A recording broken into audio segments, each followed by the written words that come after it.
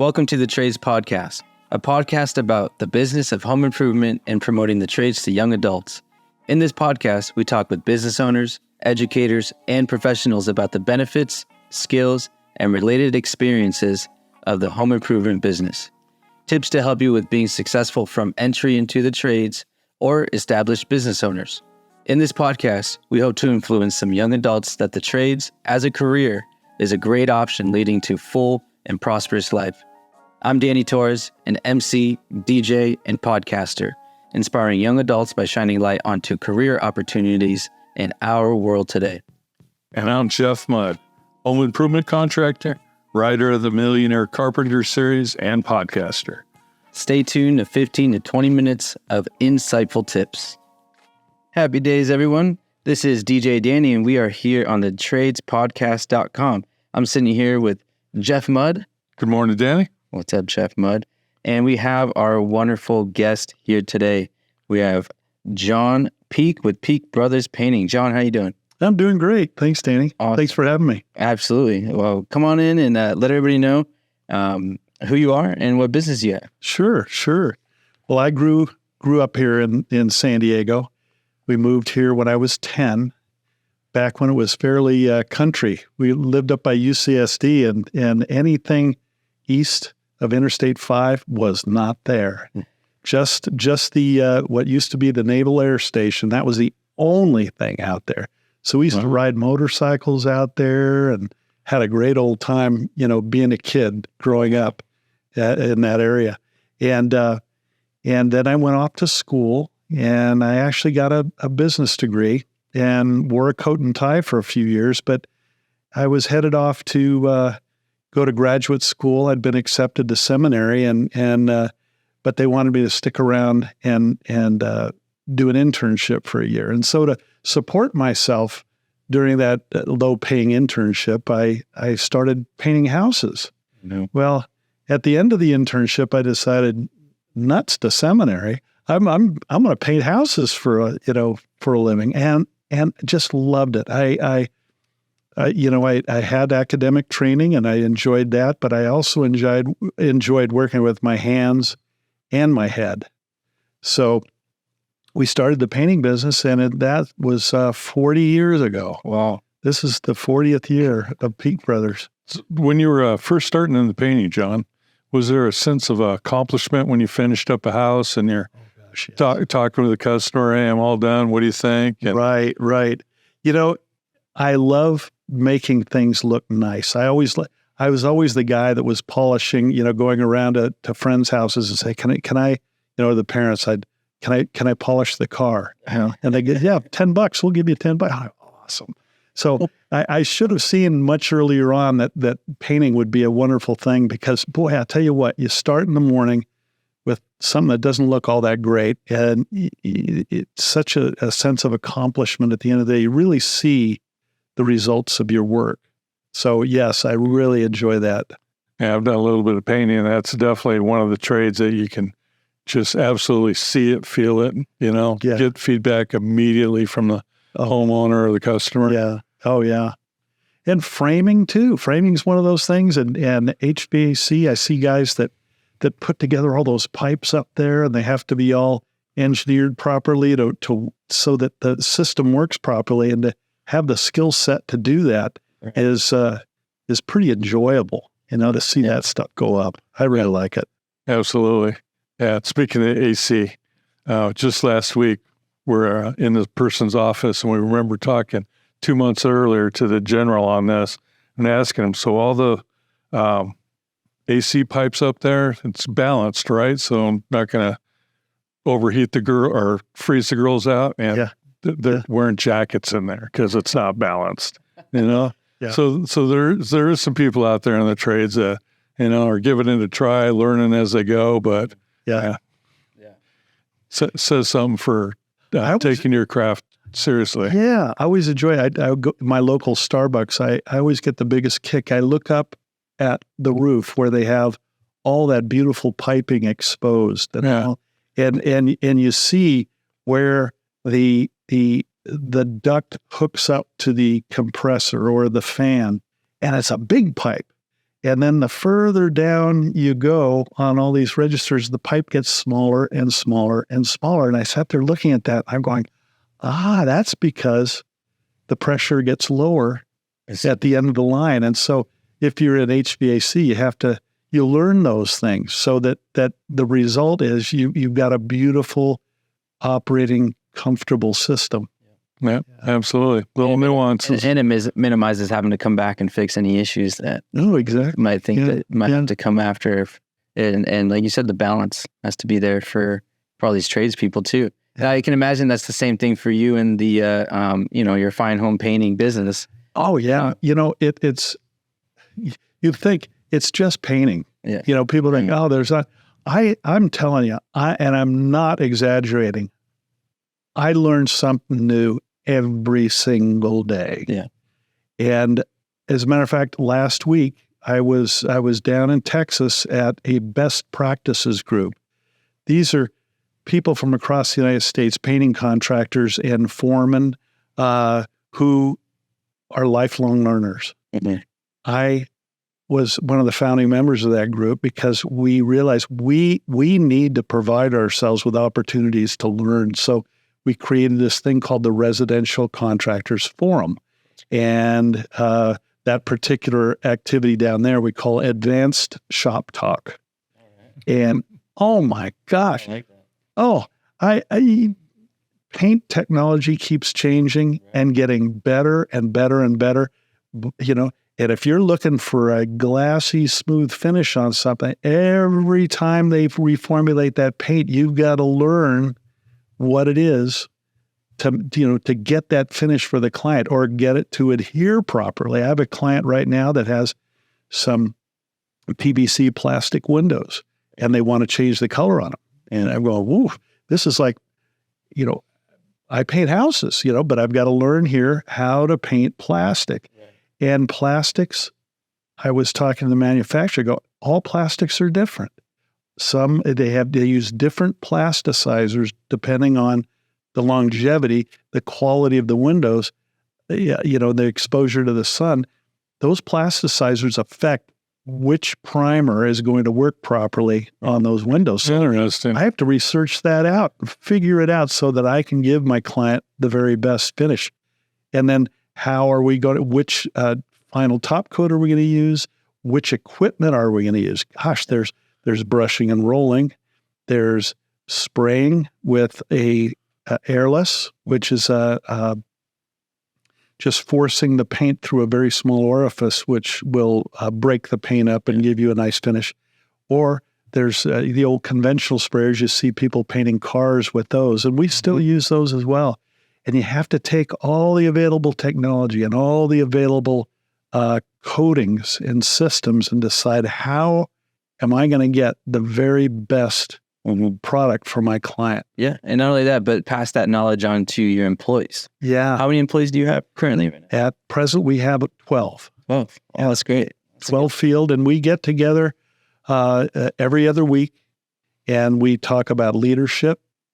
That's a real core thing that we push at Peak Brothers is we call it being above the line or below the line. If you're above the line, you're at the oar.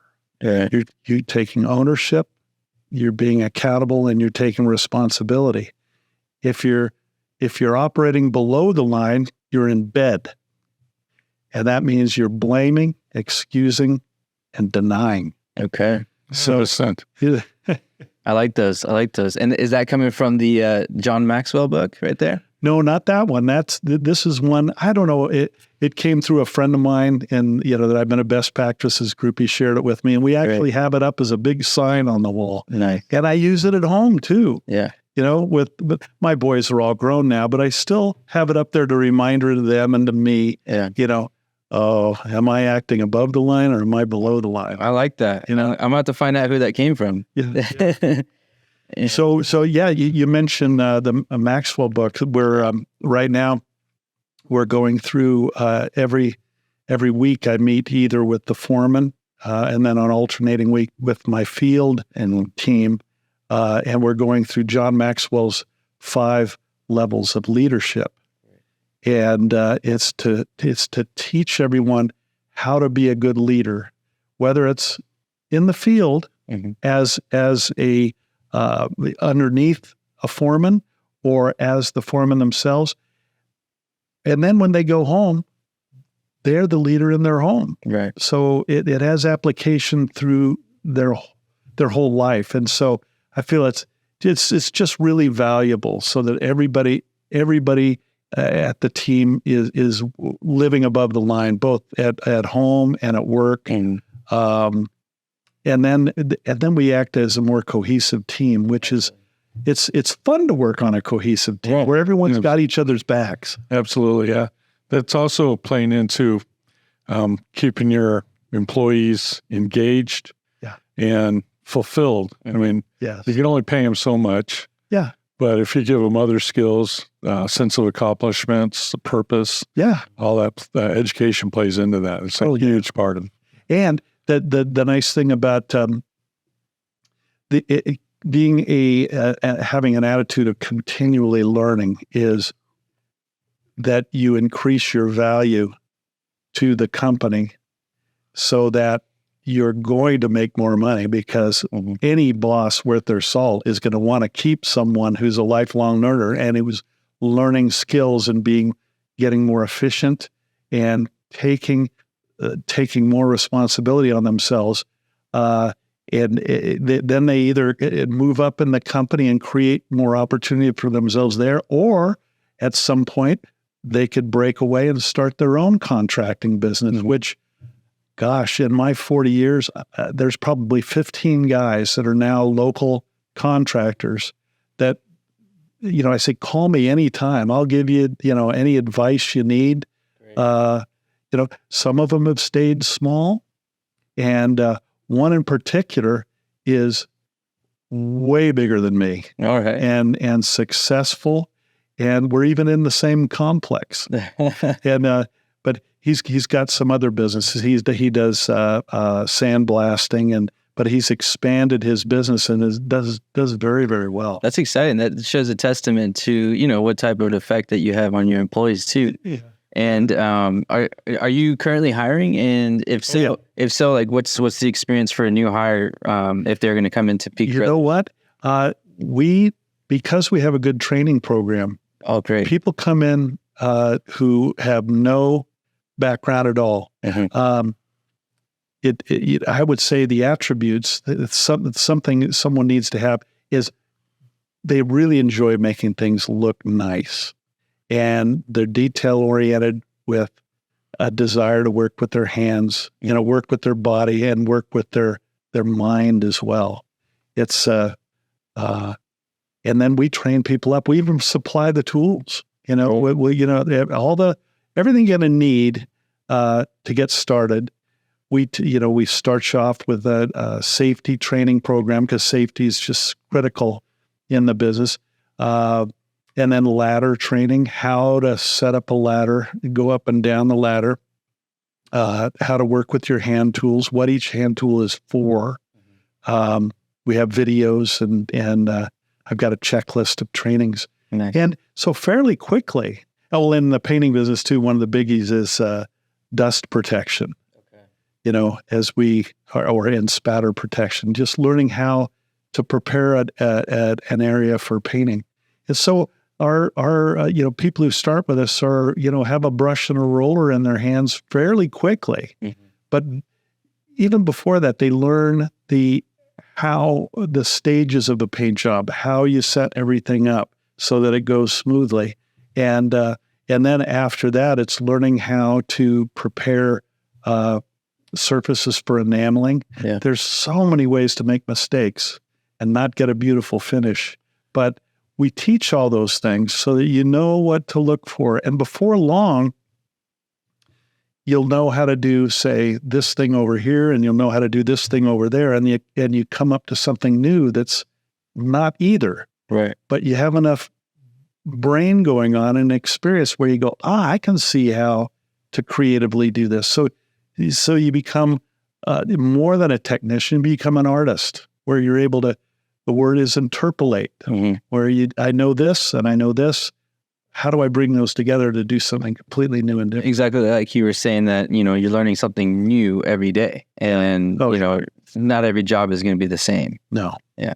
It never is, And the other thing we train is customer service. Oh, that's great. That's a critical part if you're doing, we do a lot of residential work, residential repaint, or we're working on existing historical buildings where people are coming and going. So,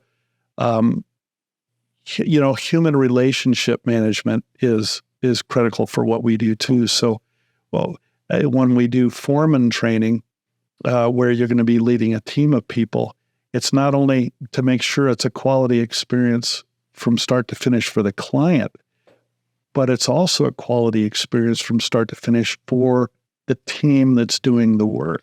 Absolutely. That ties back into your leadership training too. Leadership training gives you the confidence to do your job properly. And when you're confident, you can, manage other team leaders effectively and communicate with the customer effectively too when you have leadership capabilities. When you're dealing with clients, you say, "Oh, my daughter's sick today. We can't go into that bedroom." So one of the things that we do, the foreman brings all the team together first thing in the morning. We have what's called a huddle.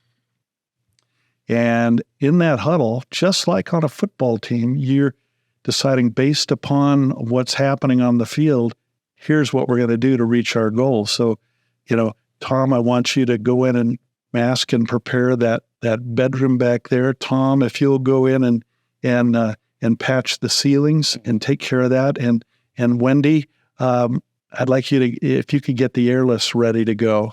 Airless is a type of equipment we use. And then the team knows, okay, and then by the end of the day, I want to have both these rooms completed. Is everybody on board with that? And then you get feedback from the team because they'll see things that the foreman maybe hasn't seen. And they'll say, this drywall mud's taken a while to dry. Maybe we ought to be using something a little different. So that type of feedback back and forth. And everybody has buy-in. Everybody has a sense of ownership of what the whole team is doing, and then they'll do their part to reach that goal. So that's something I really strive to do. And that training kind of ties into, kind of separates anybody's ego because, everybody has a voice. You're able to speak. You're going to receive that feedback. Yeah. And as a new employee, I think that would be, that's empowering. Yeah. If you're coming in new, whether, like you said, no experience at all or with some experience, to have that team environment where you can come in and, speak your mind, let everybody know, hey, I think we should be doing it this way. Yeah. And, whether you get denied or whether it's something, a good idea, you know that it's going to be taken in with some, actual thought and hopefully, help the job get done quicker, better. And then ultimately you get a good little review or nice little feedback from the customer too. Exactly. Yeah. Exactly. In your huddles, John, do you cover safety? So I know you do some multifamily, get some serious ladder action going. Oh yeah. We cover character, craftsmanship, customer service, and safety. We call it the 3 C's, with the S on the end being safety. So we'll talk about how things, sometimes things will get a real short little talk, but when you're talking about character, is saying, okay, guys, remember, if we break anything on the job site, make sure to tell the foreman right away. If the foreman's not available, tell the owner right away. Mm-hmm. We broke a sprinkler head. Mm-hmm. You can say, I broke a sprinkler head, but if you're uncomfortable with that, you can say, we. So one day, one of the guys said, Peak Brothers broke a sprinkler head today. He laughed. So that's the character side, and it overlaps to customer service. Yeah. And then technical. Absolutely. I'd hate to be blindsided. You get a call from the homeowner. You guys broke her, fancy pot on the front porch. And no one said anything. Nobody say anything. God, if I was known about it ahead of time, if it was something we could buy at the store, it'd be there. And it's like, we broke it, but here's a brand new one. Yeah. And that's incumbent upon me, the boss, to make sure that people are okay with making mistakes. Right. And being open and honest about it so we can all learn from it and not get a fist shoved down their throat for having an accident or making a mistake. So it's the way I am, and that's why. Or like in the old days, that's coming out of your check. Yeah. There used to be a lot of people who had that fear. Yeah. Right. Yeah. Hey, my business is not like that. I love to see my team flourish and grow and get an opportunity to, like one of my foremen been with me for 20 years. He bought a house in Claremont, and several over the years of my team have bought homes in San Diego. And that's exciting to me because then they're able to raise their family and be a strong part of the community and enjoy working with their hands. Absolutely. That's a testament to how you've run and built this business, Sean. Yeah. Thank you. Got another question for you. We talked earlier about outsourcing of the careers. I thought that was a really insightful comment that you were making. Can you explain a little bit more about what you mean by that? Outsourcing. I'm not sure I remember what we were talking about. So home improvement, we use our hands, Yes. there's no robots that are going to come out here and strip the roof and re-roof it, Right. I don't think there's too many robots that go out there and fix the plumbing under the sink or on and on. But other careers that we've, grown up to aspire to, or at least go to college and become an accountant or become an engineer or a doctor. And those are all needed. The trouble with those are that most of them can be, taken offshore and done remotely. Like the CPA work, bookkeeping, things like that are all being done out of India. CPAs have been forced locally, if they're going to have a local business to really up their game and do more than just bookkeeping and tax preparation. The other thing, so many, and even doctors are getting pushed aside for video. You could have someone in a lower paid in another country that can do that, and that could also be outsourced to, what do they call it? Artificial intelligence. Engineering is like that too, but the one thing you cannot outsource, and this is what I tell young folks that want to get into something, they can't outsource the trades. You can't hire someone in another country to come in and paint this room. Yeah. You can't prepare and paint the outside of a home. You can't install a solar system remotely. These are all places where we need people with good minds, strong hands, that they can work with their mind and their body, and it cannot be outsourced. No, the technology for the home improvement in some areas hasn't done too much, and in other areas, like modular homes, those you can build a home with modular capabilities very quickly now. Yeah. But who does the final install? Yeah. And who can maintain them? Yeah. And then what happens when there's a problem with it? Yeah. So you got to have hands on. So and one thing I really like about the trades is that you can focus in a community where you live. You can get involved in the community with where your kids are going to school. You can for me, I was able to coach soccer and baseball growing up until the kids really needed a dad who knew what he was doing, and then turned them over to someone like that. But when they were young, I always coached my four boys, and was able to be actively involved in my church and go to the local YMCA, and it's just cool to be a part of your town, and absolutely. Some of us, I'd say in our later years, look for the small town atmosphere. Yeah. But the trades have been able to give a lot of people that in their community. Exactly. Because you're hands-on working with your community. You're not driving 45 minutes an hour to get across town to walk into a corporate job. Exactly. So, yeah, where they could just as easily dump you. That's the problem with, corporate jobs.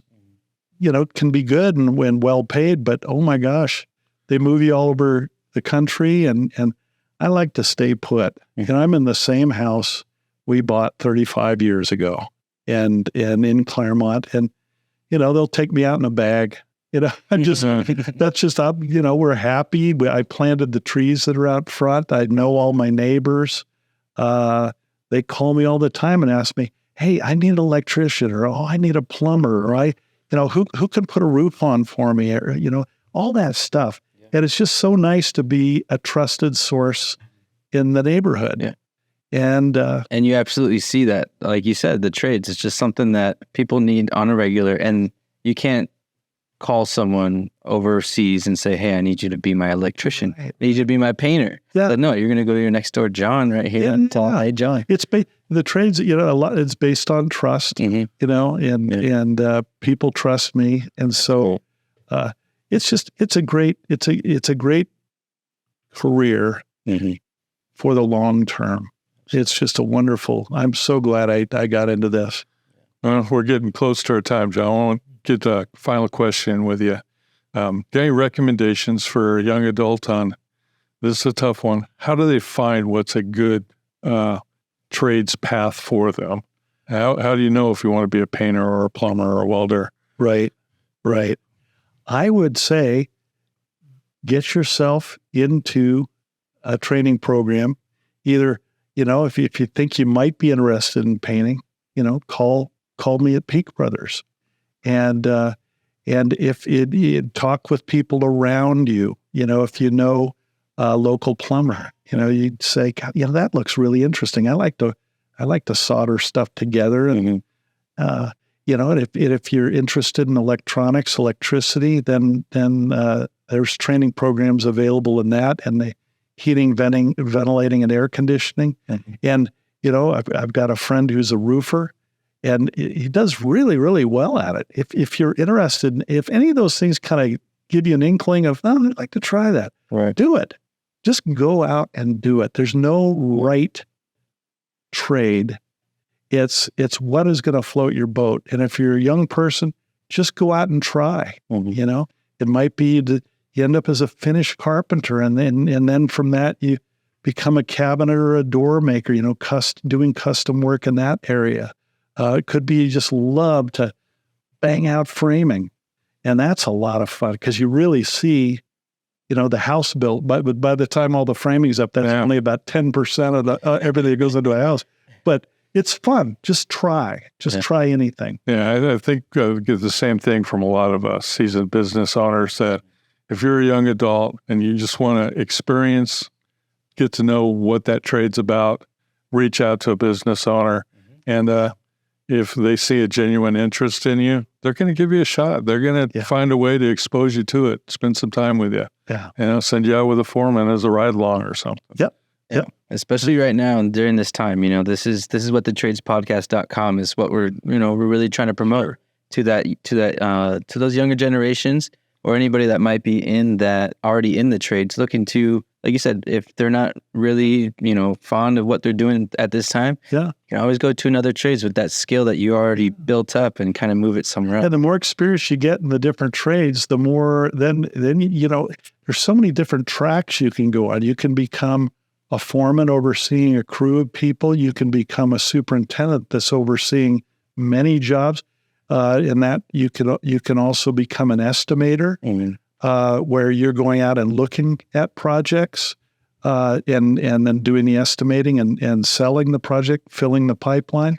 You may decide, "Oh no, I'm more in the production management side of things." You might end up in the office scheduling, doing other things like that. There's so many ways and things to do in the trades that keep you in the local market. Yeah, that's awesome. That's awesome. And running your own business is a goal for some people. Yeah, that's awesome. So, I really want to give thanks to North San Diego Business Chamber for letting us come in here and record with our wonderful guest here today.